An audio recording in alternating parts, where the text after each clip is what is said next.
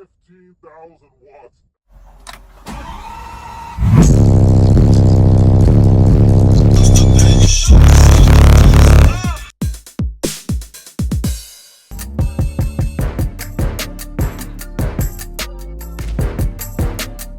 Let's get schwindy. How's it going there, YouTube? Coming at you with another video today. But before I do, I want to give a shout out to Team SPL Freaks. If you didn't notice, I put that little clip in my trailer because I am now officially a part of Team SPL Freaks, and I'm totally fired up and excited for it. If you don't know, now you know. I'd check them out if I were you, because the next car audio meet you go to, they're going to be shutting it down, and I'm going to be a part of it. But in all seriousness, ladies and gentlemen, if you think you have what it takes to be a part of this awesome team, shoot me a message, let me know, and I'll put you in touch with the right people. But I tell you what, guys, it's going to be a great run, great season, and I'm looking forward to it. All right, ladies and gentlemen, one more thing really quick here. I'm not going to be going over every single function that this machine does, okay? I'm going to be covering a few of them. I'm going to be testing a few of them, some of the more common ones that I know I'm going to be using, and see how she performs. All right, ladies and gentlemen, today I'm going to be unboxing, reviewing, and testing the SMD AMM-1. It's an audio multimeter, and it has a lot of functions that we'll get into once we get it unboxed. Here it is out of the box.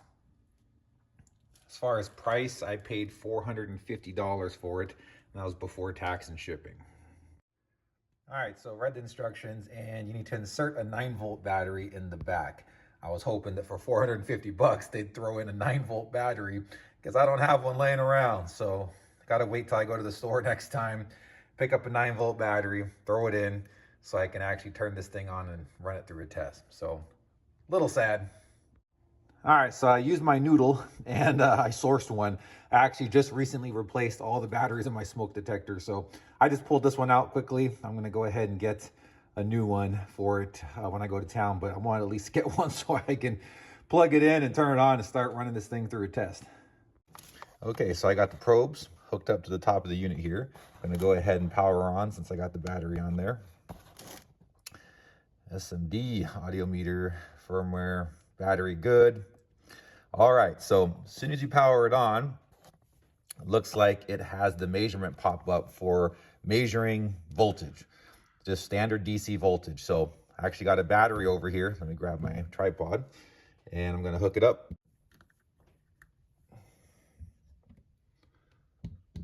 .5 volts. Okay, pass that test. All right, now you go ahead and push the mode button one more time. DC min max. All right, so this measures your voltage drop, which is pretty cool. It's going to tell you what your max voltage is, and then when you apply a load, it's going to tell you what the minimum voltage is, which is pretty cool. I'm going to go ahead and test this here really quick. All right, so in this test, what I'm going to do is I'm going to test min-max voltage. So I'm going to go to mode DC min-max. I'm going to connect my probes. It's going to tell me what my standing voltage is for the time being, which right now it's 13.7 volts DC. And I did just get done driving my car, so if that makes any difference. But anyway, I got the probes connected. It shows me that right now my electrical system is resting at 13.7. The instructions say to hit clear once it's connected.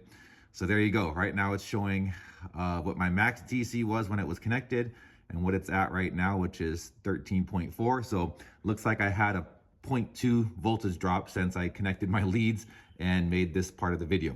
So I'm gonna go ahead and start it now. And what it should do is it should let me know what my voltage dropped to under load when the key's in starting it.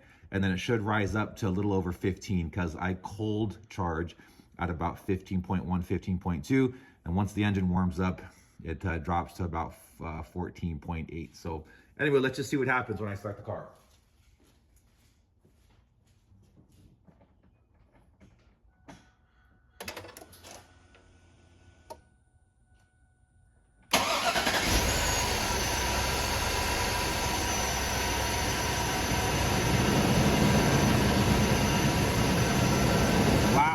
So I dropped down to 10.8 volts when I started it.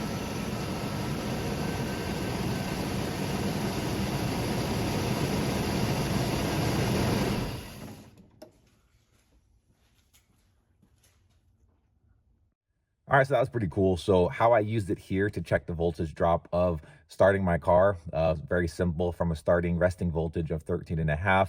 Upon starting my vehicle, I dropped down to about 10.5, so about 3-volt drop.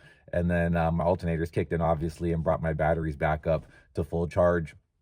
So most people are going to use this function probably when they're demoing or listening to their stereo to see how low the voltage actually drops when their bass hits, and you know, see where they're at. So pretty useful function. I will note though that in that last test where I measured voltage drop, I am running strictly off my Cyber 12K. I have no underhood battery.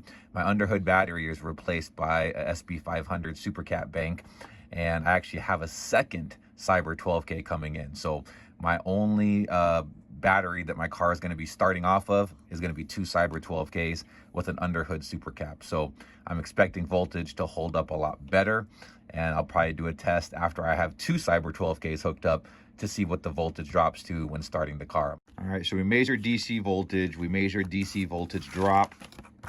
There's a lot of other functions here. You can measure AC voltage and AC current, which is pretty cool. VA factor, what is VA factor? So it's the product of volts RMS times amps RMS. So use that function for that. Let's see here, VA power factor, measuring AC frequency and impedance.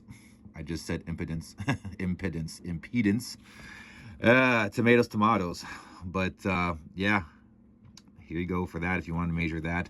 I'm not going to run through all the tests here. This really isn't a how-to. This is just me just kind of taking out of the box, seeing if it's something that I'm going to be using or not. Real-time power mode, that's pretty cool. That basically shows you your real-time power. And what's great about it, I have a video that I actually made of it, is it measures your real power and also if you're clipping or not. So as you're turning the bass knob up or you're turning the volume up, it'll let you know when you're clipping. The clip light will come on, so you know you're going too far. I got a video of that as well. And then dyno mode, the last video I'm going to show you is of the dyno mode. That's where I tested my current setup that I have and what I clamped out of it. So let me go ahead and show you the, what was it here? The real-time power mode. Now, needless to say, the video that you're about to see is when my amplifier was wired in parallel series, or series parallel, sorry. So it wasn't putting out nearly as much power. Once I rewired everything to parallel, everything in parallel, my amp is now wired down to 0.46 ohms, rising up to 0.9, and I'm getting about 15,000 watt output. So you'll see the difference here, but for the real-time test, I'm wired in series parallel, so I'm only putting out about 5,000 to 6,000 watts clamped, and you'll see here in the video. I'm gonna go ahead and see what we got here. I'm gonna start off lower volume, and then bring it up increasingly till clipping.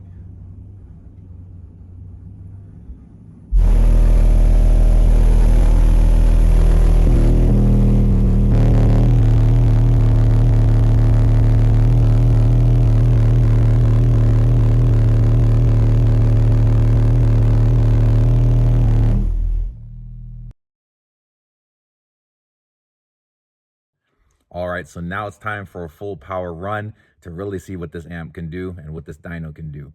So I'm wired in full parallel down to 0.46 ohms, and I'm gonna let her rip all the way up to clipping and see how much power this thing puts out. So let's go ahead and see what she does. All right, so I got a 40 hertz 0 dB test tone here. Got my Crescendo Encore 12K, 3 ZV5 15s, and I got the SMD AMM-1 and dyno mode. So I'm gonna go ahead, run a burst here, and see where she is at. All right, here we go.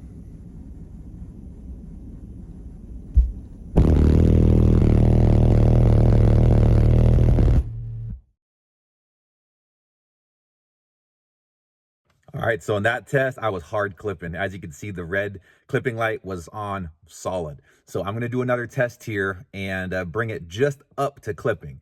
So I'm gonna raise the volume up to the point where the light just barely comes on, comes off, comes on, comes off, just that threshold of basically max output before getting to clipping, or barely just touching it. See what we got for power.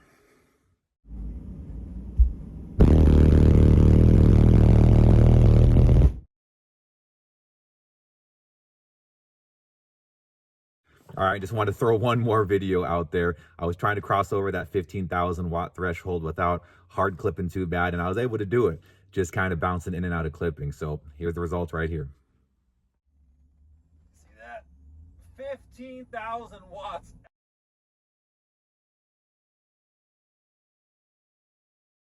All right, guys, so that's a wrap there. Pretty happy with it, in all honesty, for what it does. It does a lot more functions and features, but I'm probably not going to use them. I pretty much used what I would use out of it, just to see what my box rise is, and also true power output. I think that's why most people get it, in all honesty. Does everybody need one? You know, if you're not a serious hardcore audiophile that, you know, cares about that stuff, or that designs boxes and enclosures, or, you know, really care what your true output is, you know, after rise and whatnot, then, you know, probably not. But for somebody that's serious about car audio, that, you know, wants to know every parameter that's happening with your system, sure, if you got 400, 500 bucks to blow, go ahead. But, you know, I'll let you guys make your own decision. Well, there you have it. And if you haven't done so already, make sure to subscribe, turn on those notifications, make sure to like this video if it added any value to you. And then also make sure to follow me on Instagram, nextlevel_car audio. We'll see you there. Let's get loud, people.